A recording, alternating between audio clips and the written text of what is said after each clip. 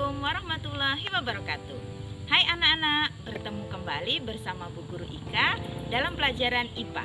Nah, pada video kali ini kita akan belajar tentang peranan materi genetik dalam penentuan sifat makhluk hidup. Sebelum mulai, Bu Guru akan menyampaikan tujuan pembelajaran kali ini.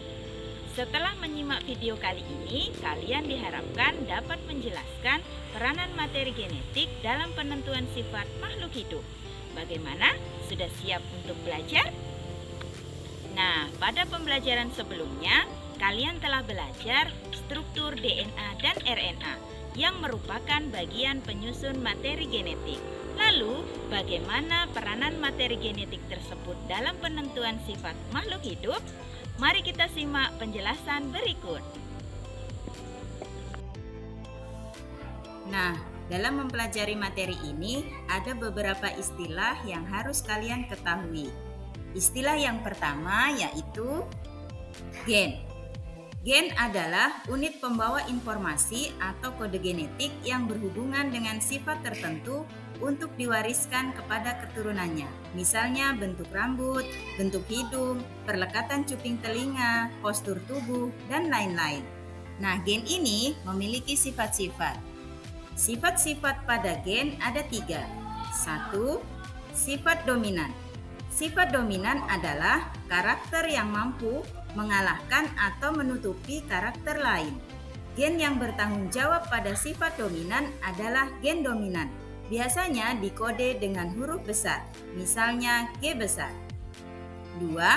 Sifat resesif.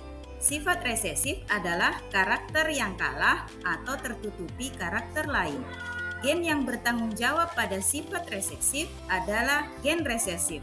Biasanya dikode huruf kecil, misalnya G kecil. 3. Sifat intermediate. Sifat intermediate adalah sifat atau karakter gabungan antara dua individu di mana tidak ada yang dominan maupun yang resesif. Biasanya dikode huruf besar dan huruf kecil. Misalnya G besar, G kecil. Istilah yang kedua adalah alel. Alel merupakan variasi atau bentuk alternatif dari suatu gen yang dapat muncul. Contohnya, gen membawa sifat perlekatan cuping telinga. Maka, alel berupa variasi gen cuping telinga terpisah G besar dan cuping telinga melekat G kecil.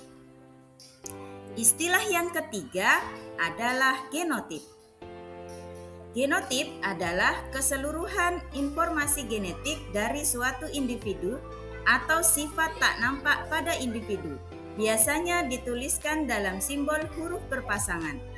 Genotip yang tersusun dari sifat dominan saja atau resesif saja disebut homozigot atau pasangan alel dengan yang sama. Contohnya G besar, G besar, G kecil, G kecil. Sedangkan genotip yang tersusun dari sifat dominan dan sifat resesif disebut heterozigot atau pasangan gen dengan alel tidak sama. Contohnya G besar, G kecil. Istilah yang keempat adalah fenotip. Fenotip adalah perwujudan ekspresi gen yang tampak dari luar oleh panca indera atau sifat-sifat yang dapat diamati. Nah, itu tadi istilah-istilah yang berkaitan dengan peranan materi genetik dalam penentuan sifat. Agar kalian lebih memahami, Bu Guru beri contoh yaitu perlekatan cuping telinga berikut. Perhatikan gambar berikut. Gambar A menunjukkan tipe cuping telinga terpisah dengan genotip G besar homozigot atau G besar G kecil heterozigot. Dan gambar B menunjukkan tipe cuping telinga melekat dengan genotip G kecil homozigot. Nah, bagaimana peranan gen dalam penentuan sifat? Simak penjelasan berikut. Jika seseorang yang memiliki gen dominan G besar dengan genotip G besar atau G besar G kecil, maka akan memiliki fenotip atau ekspresi gen cuping telinga terpisah. Kenapa? Karena gen dominan akan menutupi ekspresi gen lainnya.